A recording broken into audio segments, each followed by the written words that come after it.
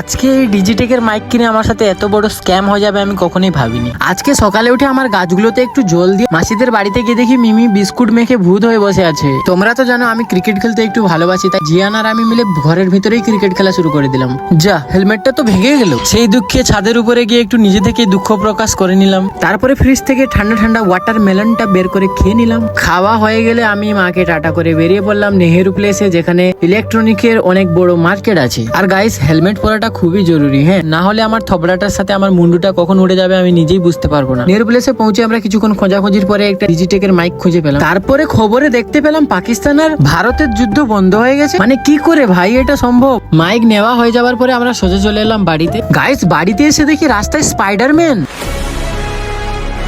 Just kidding guys, এই লোকটা এক ধরনের নেশা করছিল, যার জন্য ওকে দিল্লি পুলিশ রাস্তা থেকে ধরে নিয়ে গেল। সাউন্ডটা শুনতে পাচ্ছি, এটা হচ্ছে মাইকের সাউন্ড। এটা কিছুটা এরকম দেখতে।